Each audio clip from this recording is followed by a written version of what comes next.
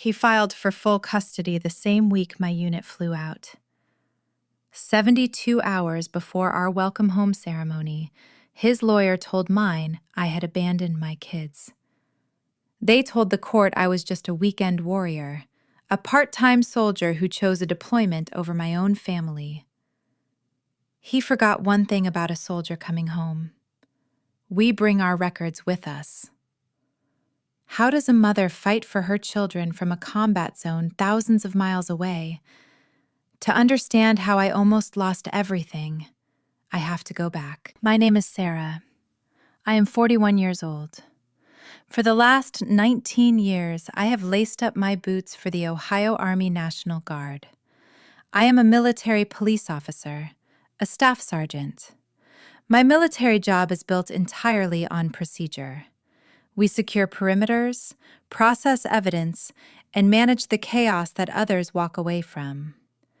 When you do this long enough, you learn to read a situation without letting your heart rate spike. Slow is smooth, smooth is fast. But my most important duty has never been tied to a rank or an armory. I am a mother to a 12-year-old son, Leo, and a 10-year-old daughter, Maya. Every decision I made was centered around them. The National Guard gave me decent health insurance, a steady foundation, and a way to show my kids what service looks like. When I took off my uniform, I managed a logistics warehouse. My civilian life was early mornings packing school lunches on the kitchen counter and helping with math homework before dark. Maya and Leo were my entire world, and we had our rhythm. My former husband, David, did not respect that rhythm. We shared standard joint custody, but we did not share a worldview. David worked in corporate finance. He measured success by his salary and the square footage of his new house. His new wife, Chloe, spent most of her time curating an image of the perfect, affluent suburban family. To them, my military service was an irritating inconvenience. Worse than that, it was a joke. They loved to call me a weekend warrior. David would roll his eyes whenever I had a 3-day training event. Chloe would complain loudly at school drop-offs, making sure the other mothers heard her sigh about how hard it was when I went away to play soldier. They painted my service as a selfish hobby, like a bowling league I used to get out of real parenting. They did not see the freezing rain during land navigation courses, or the heavy burden of leading young troops.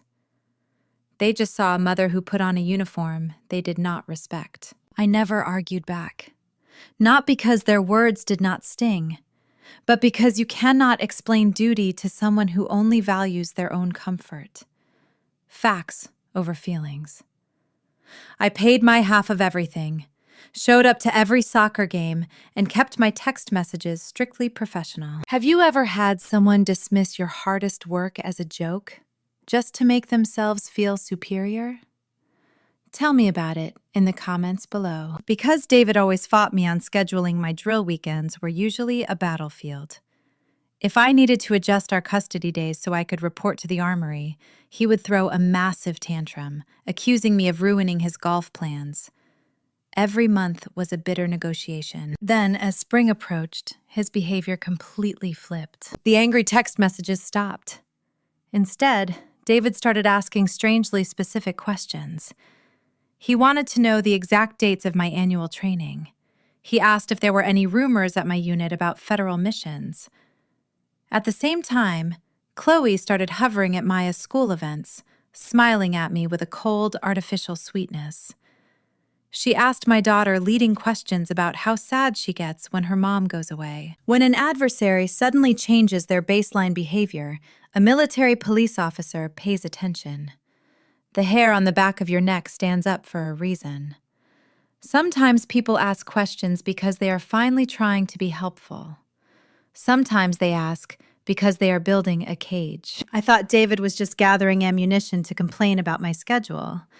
I did not realize I was handing him the operational timeline for an ambush. By late April, the rumors on the armory drill floor turned into a confirmed reality. Our military police company was being activated, a federal deployment to a combat zone in the Middle East. Getting deployment orders as a mother Feels like all the oxygen has been pulled from the room. The thought of leaving Leo and Maya for a year broke my heart into 1,000 pieces. I spent a week drafting a meticulous family care plan, bracing myself for the worst screaming match of my life. If David hated taking the kids for 2 days, a 12-month absence was going to cause a total meltdown. I met him at a local diner. I slid my official mobilization orders across the table. I told him the dates. I waited for the explosion. It never came. David looked at the military letterhead. He did not yell. He did not complain about his disrupted routine. Instead, he leaned back in the booth, looked at Chloe, and a slow, incredibly satisfied smile spread across his face. He told me not to worry about a single thing.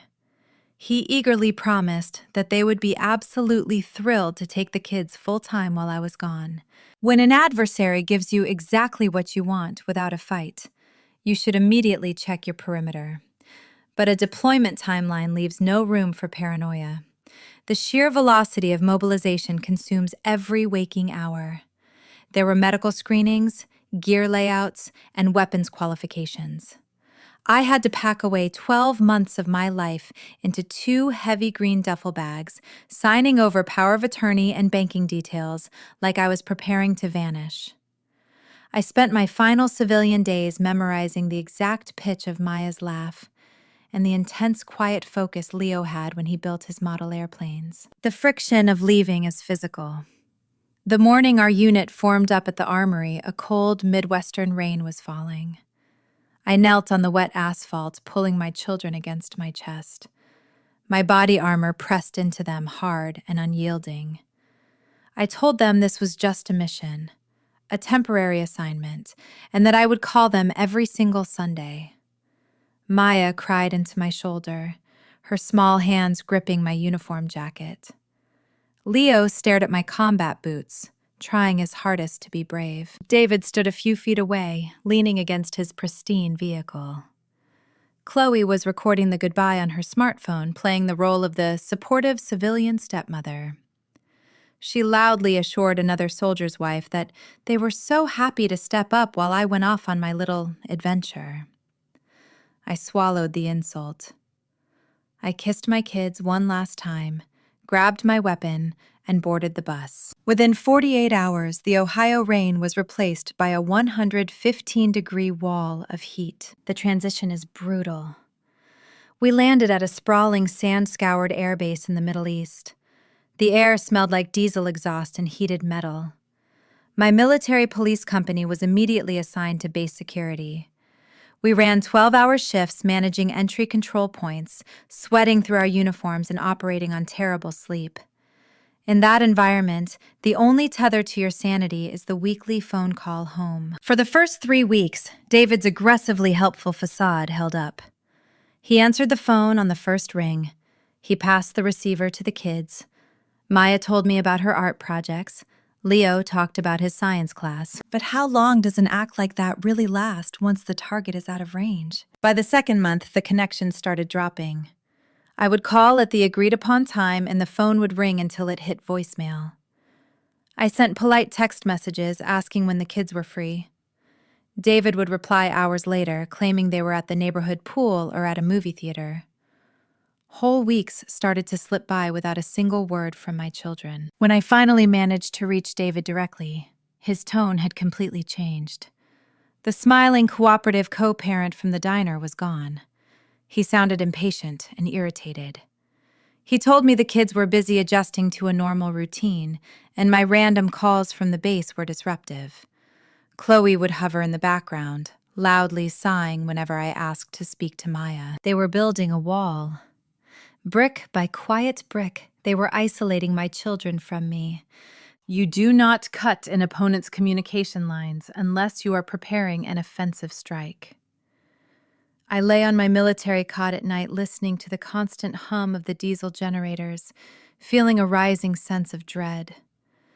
I was 7,000 miles away. I had zero physical control over my family. I was trapped by federal orders, unable to simply drive over to his house and demand answers. The strike hit in early September. I had just come off a grueling 14-hour night shift. My uniform was crusted with white salt stains from the sweat. I dragged myself to the morale tent, fighting for a spot at the dusty computers to check my civilian email. The satellite internet connection was jagged, dropping out every few minutes, leaving me staring at a loading screen. Finally, my inbox refreshed. There was one unread message from Helen, my civilian divorce attorney back in Ohio. The subject line was flagged with high priority.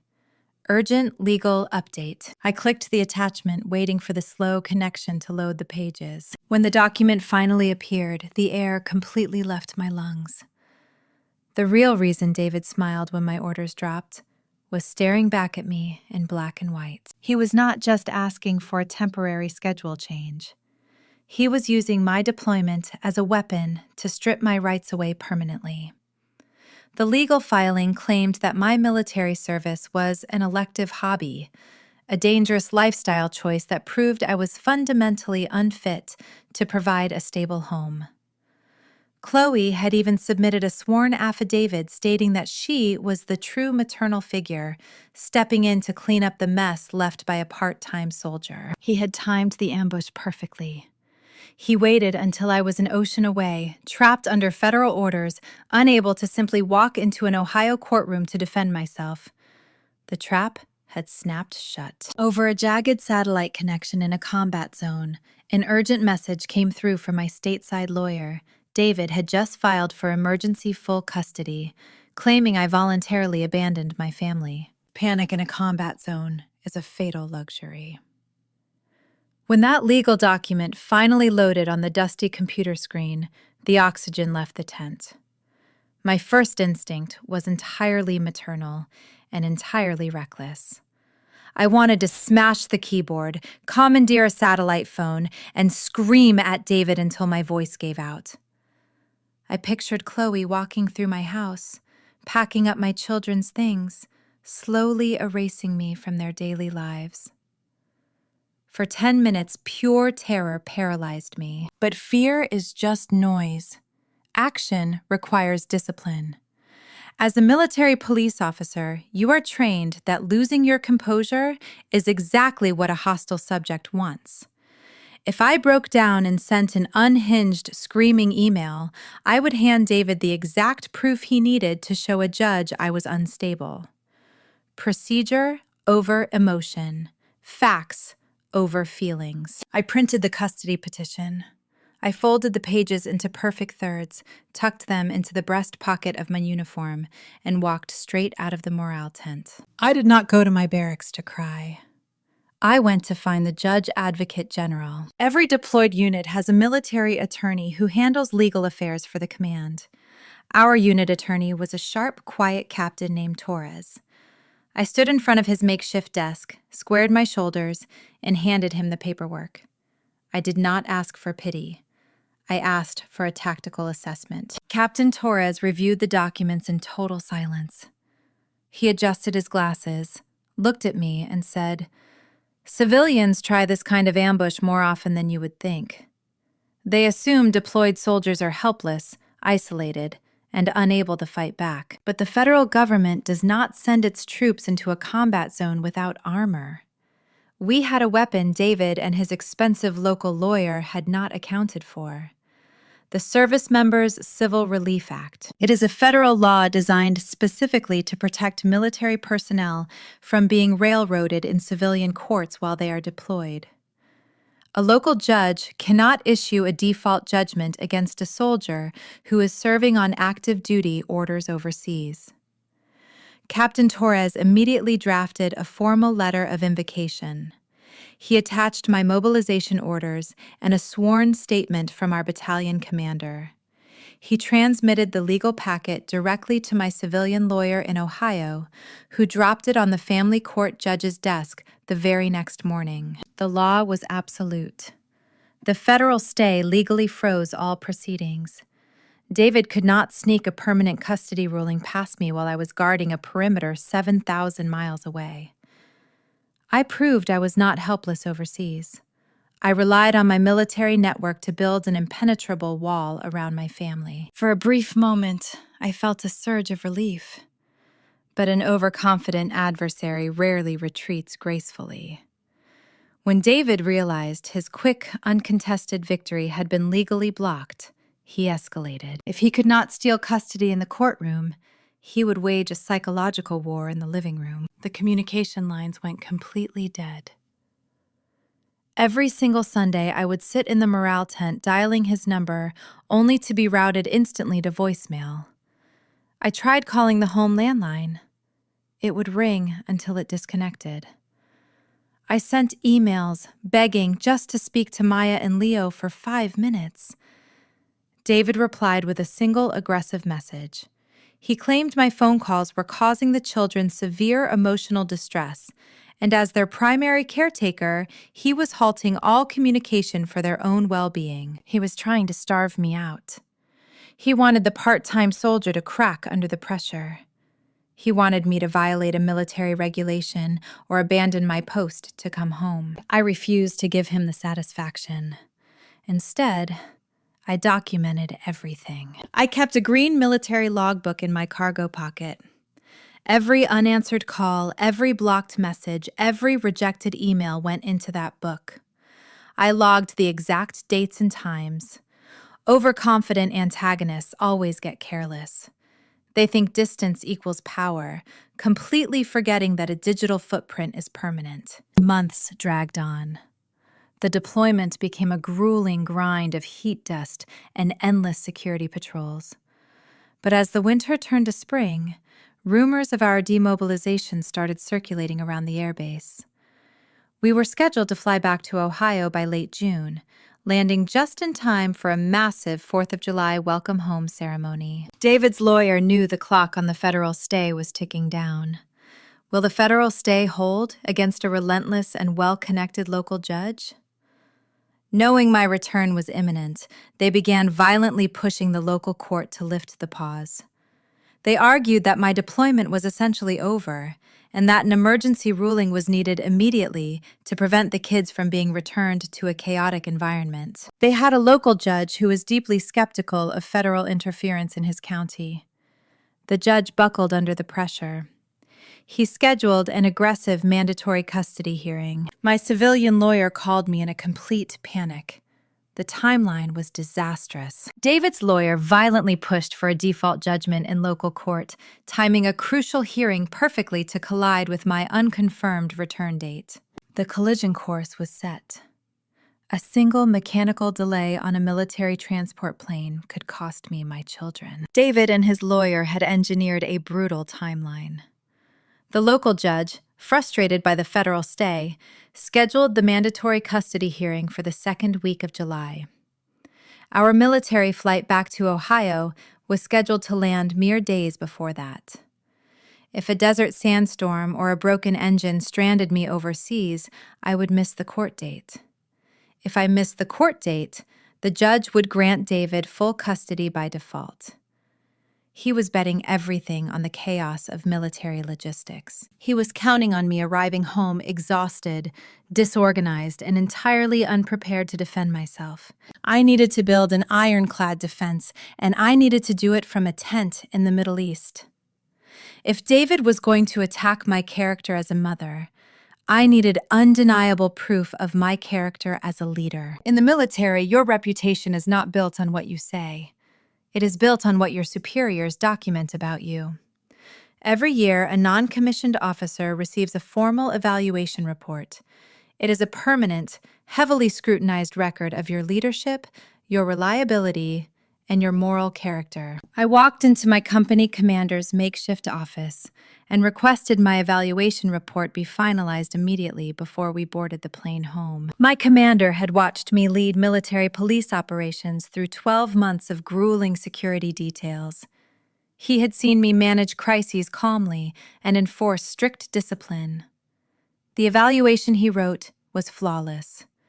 It documented my exceptional judgment, my unshakable stability, and my ability to prioritize the welfare of my soldiers above all else. It was an absolute endorsement of my character from the United States Army. I folded that document and placed it safely next to my green logbook. But a stellar military record was only half the battle.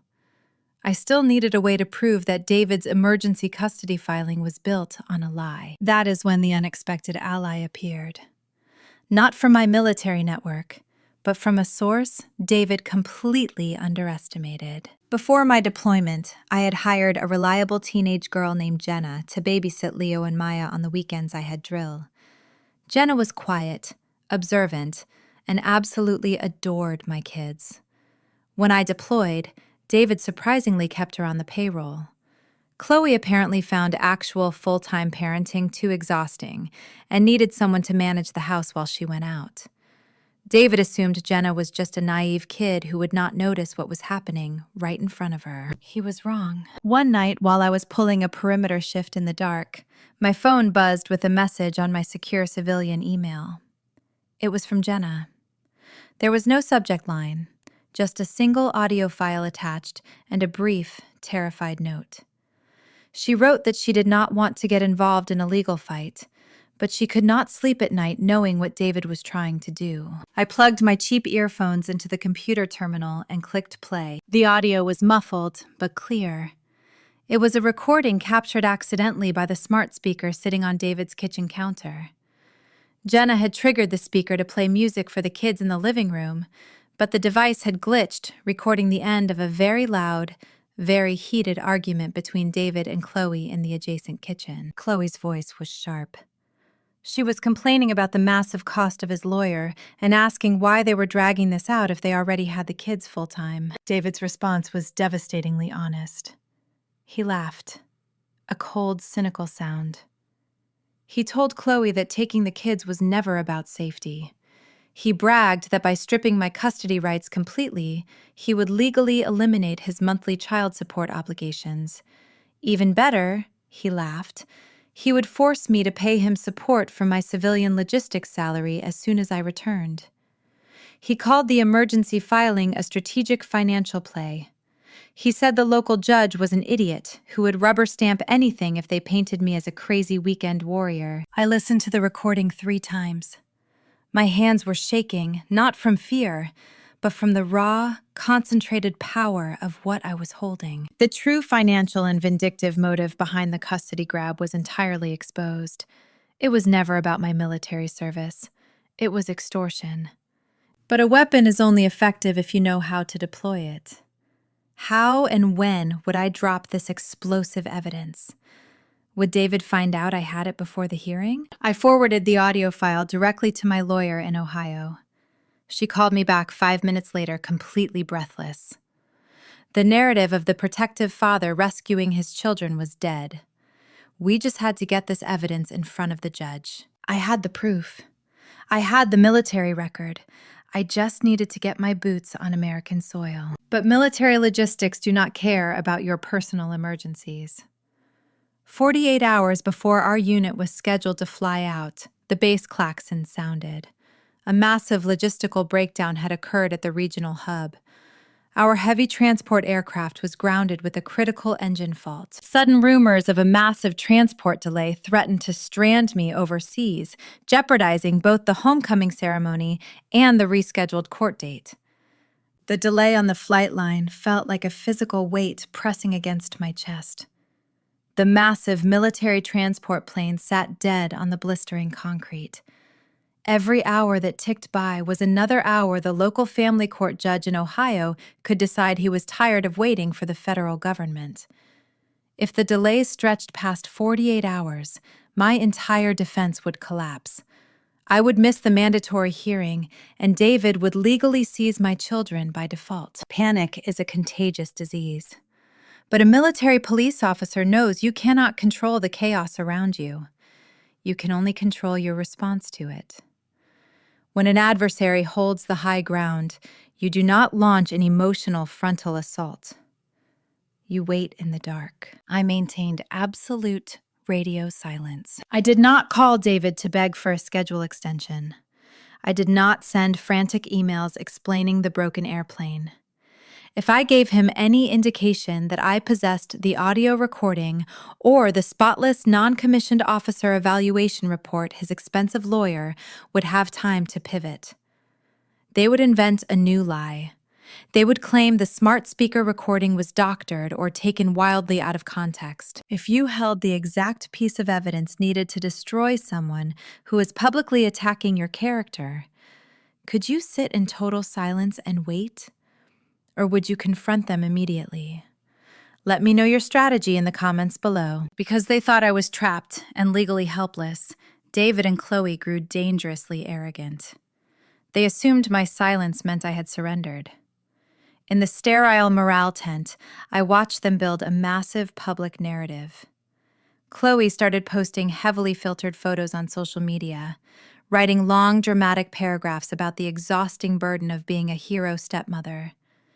She tagged local parenting groups in Ohio, claiming she was rescuing my children from an unstable part-time soldier who cared more about military deployments than her own family. I did not comment. I did not react. I simply took screenshots of every single post, printing them out and adding them to my green military logbook. Let them talk. Let them build their fraudulent story as high as possible. A taller tower just makes a louder crash. While they celebrated their early victory online, Captain Torres was quietly working the federal angles. He drafted an emergency federal invocation demanding the local court extend the legal pause until the exact moment my boots touched Ohio soil. He routed it through a network of military attorneys, applying the full weight of the Department of Defense against a single impatient local judge. The federal protections held the line just long enough. After 3 agonizing days, the mechanics finally cleared the aircraft for flight. The transport delay was managed. The roar of those massive jet engines starting up was the most beautiful sound I had ever heard. We loaded into the dark, cavernous belly of the aircraft. I strapped myself into the red webbing of the jump seat, my evidence packet tucked securely against my chest inside my uniform jacket. For 20 hours, I sat shoulder to shoulder with my unit. The dusty brown desert slowly turned into the deep green fields of the American Midwest. We landed at a regional military airfield in Ohio late on the night of July 2nd. A massive cheer erupted through the cargo hold when the wheels touched the runway. We were finally back, but my war was not over. Our unit was scheduled to hold a massive demobilization and welcome home ceremony at the local armory on the morning of the 4th of July. It was going to be a highly publicized event. Families, local politicians, and news media would be gathered in the bleachers to watch us march across the drill floor. As I stepped off the transport bus and into the armory staging area, my civilian attorney called me with a final, chilling update. David's lawyer had figured out exactly when the ceremony was taking place. The local judge, furious about the constant federal delays, had refused to move the custody hearing from its scheduled slot the very next morning. But David was not going to wait for the courtroom. My lawyer warned me that David and Chloe were planning to attend the welcome home ceremony to ambush me. David had instructed his legal team to serve me with the permanent custody filings right on the armory drill floor. He wanted to humiliate me in front of my battalion commander and my troops. He wanted to provoke a reaction, hoping I would lose my temper and uniform, giving him the final piece of video evidence he needed to prove to the judge that I was unstable. What will happen when an arrogant civilian steps onto military ground to pick a fight? The unit finally touched down in the Midwest, but I received a warning that my ex-husband planned to ambush me legally at the armory in front of my troops. The 72-hour countdown was finally over. The morning of the 4th of July broke clear and bright over the Ohio Armory. The staging area was a massive, chaotic swirl of green camouflage and raw, nervous energy. Soldiers were frantically pressing the creases on their dress uniforms, putting a final spit shine on their black boots, and checking the exact alignment of their service ribbons. For most of my unit, this was a morning of pure, unfiltered joy. They were minutes away from rushing into the arms of husbands, wives, and children they had not seen in 12 agonizing months. The air inside the huge brick building smelled like floor wax, brass polish, and heavy anticipation. For me, it was not a celebration. It was a tactical operation. I stood alone in front of a narrow metal mirror in the armory latrine. I adjusted my dark green beret, making sure the angle was sharp, exact, and strictly regulation. I checked the placement of my military police badge. I made sure every single ribbon on my chest was perfectly measured. I looked at the dark circles under my eyes, a permanent souvenir from a year of breathing desert sand and running exhausting security shifts. But underneath the exhaustion, there was a cold, hard focus. If David wanted to paint me as an unhinged, unstable weekend warrior in front of a local judge, I was going to present him with the most disciplined, composed, non-commissioned officer he had ever seen. I carefully opened the breast pocket of my uniform jacket. The evidence packet sat safely inside, resting heavy against my chest. The stellar evaluation report signed by my battalion commander. The green military logbook documenting every ignored phone call and blocked email. A printed transcript of the audio recording where David laughed about extorting me for child support. I patted the pocket flat. I had secured my uniform, my composure, and my evidence. I walked out of the quiet latrine and into the deafening noise of the main staging bay. Outside, the massive wooden bleachers flanking the grassy parade field were already completely packed. The local high school band was tuning their brass instruments, sending bright, sharp notes echoing off the armory walls. Huge American flags snapped loudly in the warm morning breeze. From behind the closed bay doors, I could hear the murmur of 1,000 civilian voices waiting for the ceremony to begin. The timeline collision I had tracked from a tent 7,000 miles away had finally arrived. Today was the day David planned to destroy my life in public. He was betting that a returning mother would be overwhelmed, emotional, and incredibly easy to break. He assumed the military was just a clumsy bureaucracy that would step back politely, lower its head, and let his expensive local lawyer ruin the ceremony. He fundamentally misunderstood the nature of a military unit. We are not a bureaucracy. We are a perimeter. Captain Torres found me near the heavy metal exit doors. Our unit attorney held a thick legal folder tucked tightly under his arm. He looked at me, his face a mask of complete professional calm. He gave a short, rigid nod and quietly informed me that the command staff was fully briefed on the situation. The perimeter was secure. The trap was set. David thought he was walking into a public park to harass a civilian. He did not understand that a military drill floor is sovereign ground. How will the military command react to a civilian legal stunt on their drill floor? I fell into my position in the formation. My squad leader called us to attention.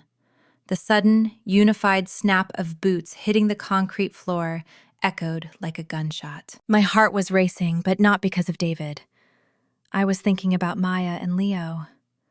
I had not heard my children's voices in months.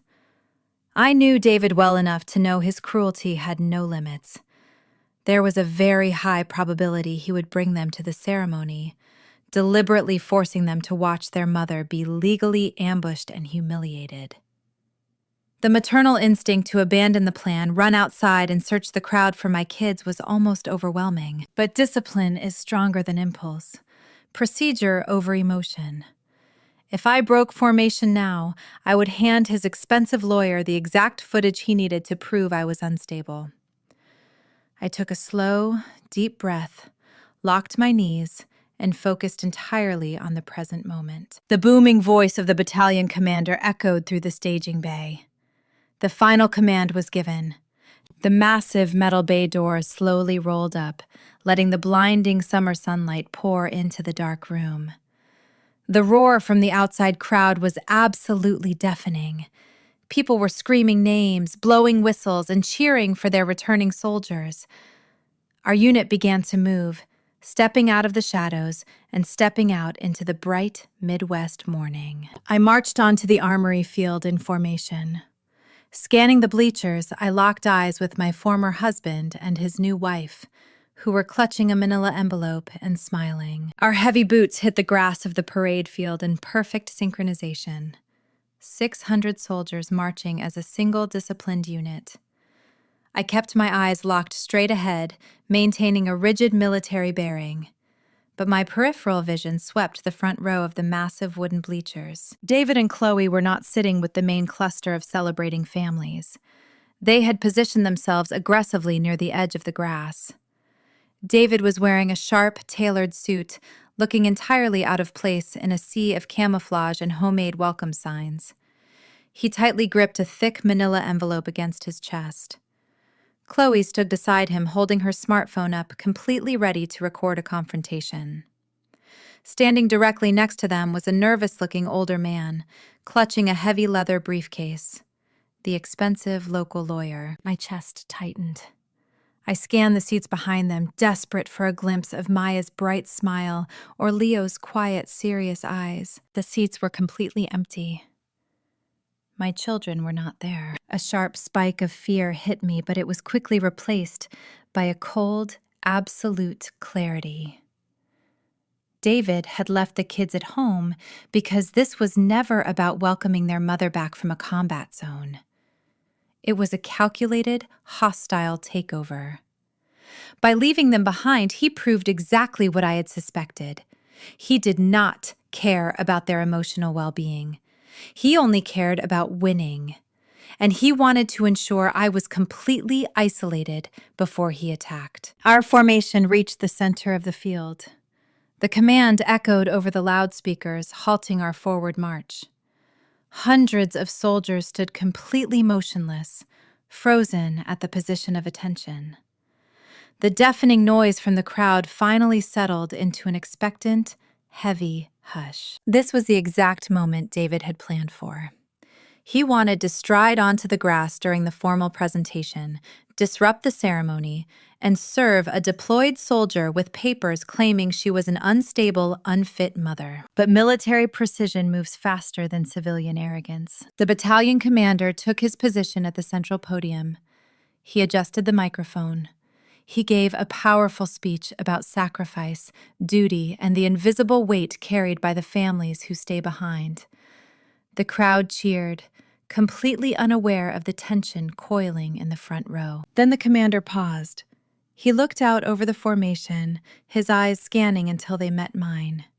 He stepped away from the podium and walked directly toward the front row of the bleachers. He stopped just a few feet from David. The commander's voice shifted, dropping the formal ceremonial tone for something much harder and sharper. He announced to the crowd that he had one final specific point of order regarding a member of this command.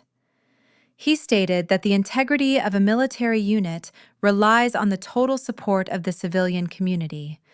But sometimes, that community completely fails to understand the absolute sacrifice required of a soldier. He raised a stiff piece of paper. My official evaluation report. He spoke my rank and my last name.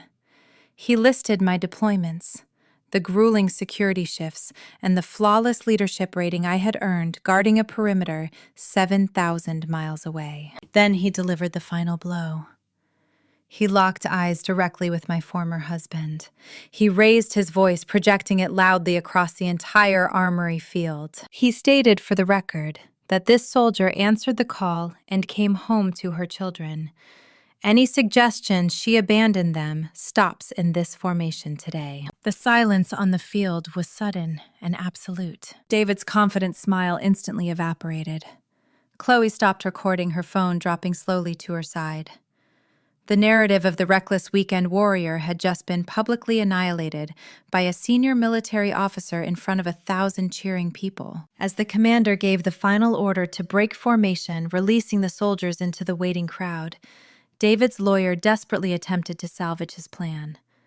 He stepped past the velvet rope gripping his legal envelope, walking aggressively across the grass directly toward me. He never made it. Captain Torres stepped smoothly out of the crowd, completely blocking the lawyer's path. Our unit attorney did not yell. He did not cause a scene. He simply handed the local lawyer a manila folder of his own. Captain Torres quietly informed the man that the folder contained the formal federal invocation of the Service Members Civil Relief Act, which he was currently violating.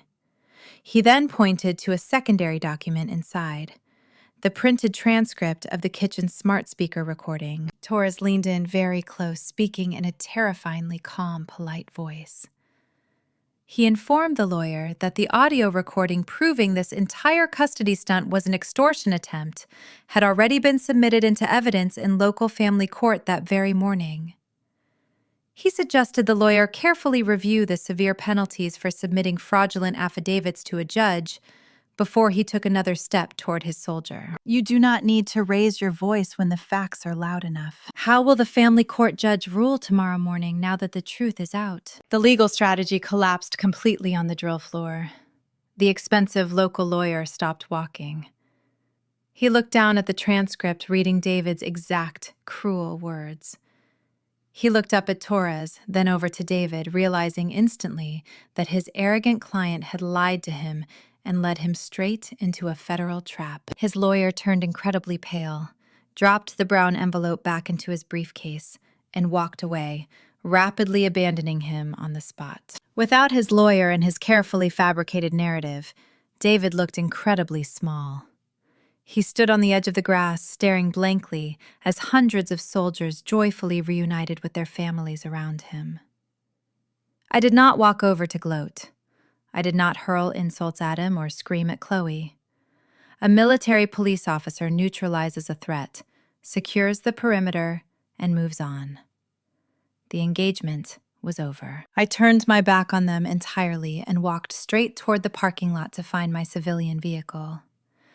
I had exactly one objective left, and his name was not David. The mandatory custody hearing took place the very next morning at the local family court in Ohio. David showed up looking pale and completely exhausted, sitting alone at his designated table. His expensive local lawyer had officially withdrawn his representation late the night before, citing an irreconcilable ethical conflict regarding the smart speaker audio. The judge, who had been so eager to bypass federal law just a few days prior, sat in stunned silence as my civilian attorney pressed play on a laptop. The quiet courtroom listened to David laugh and brag about using my military deployment to extort child support. Then my attorney submitted the flawless non-commissioned officer evaluation report, proving my stable character. The judge gave his ruling immediately. He was absolutely furious. He threw out the emergency petition entirely. He reinstated our original joint custody agreement, and he hit David with heavy legal sanctions for wasting the court's time and filing a bad faith claim. It was a complete and total legal collapse for my former husband. My attorney leaned over to me and whispered that we could completely destroy him. She told me I had enough evidence to sue for full permanent custody myself to bankrupt him in civil court and to publicly expose his extortion attempt. I looked at David across the courtroom. He looked broken. But revenge is a chaotic emotion, and I am a woman who values procedure. If I dragged this out into a vicious years-long court battle, the only true casualties would be Maya and Leo. They would be interrogated by psychologists, pulled between two hostile homes, and forced to carry the crushing weight of their parents' endless war. Sometimes winning means dropping the hammer. Sometimes winning means knowing when to simply pack up your gear and walk away. I told my lawyer no. I told her I just wanted our baseline restored. I wanted my kids half the time, and I wanted peace the rest of the time. We formalized the original custody agreement with strict communication boundaries. David was explicitly ordered never to weaponize my military service again. The first time I saw my children after the deployment was not in a sterile courtroom or on a chaotic drill floor. It was in my own quiet living room. I drove my truck to David's pristine suburban house 2 days later. He handed over their bags on the front porch in complete silence, avoiding my gaze completely. I loaded them into the vehicle and drove home. When we walked through the front door, Maya immediately threw her arms around my waist and started to cry. Leo hugged me tightly, his serious face burying into my civilian jacket. They were safe. They were home. They did not need to know about the smart speaker, the federal laws, or the brutal fight that had occurred while they were sleeping. They just needed their mother. The narrative of the negligent weekend warrior vanished completely. David and Chloe stopped complaining at school drop-offs. They stopped posting dramatic lies on social media. When you encounter a target that will not fold and responds with absolute documented truth, you quickly learn to leave them alone. I rebuilt our quiet rhythm. Early mornings packing lunches on the kitchen counter and helping with math homework before dark. I kept my green military logbook locked in a drawer, a silent reminder that you must always stand your ground, not with shouting, but with facts. Because when someone completely underestimates your foundation, the strongest response is to simply let them crash against it. Was I right to keep it civil for the kids? Or should I have fought harder? Tell me below. Subscribe for more homecomings that flip the script.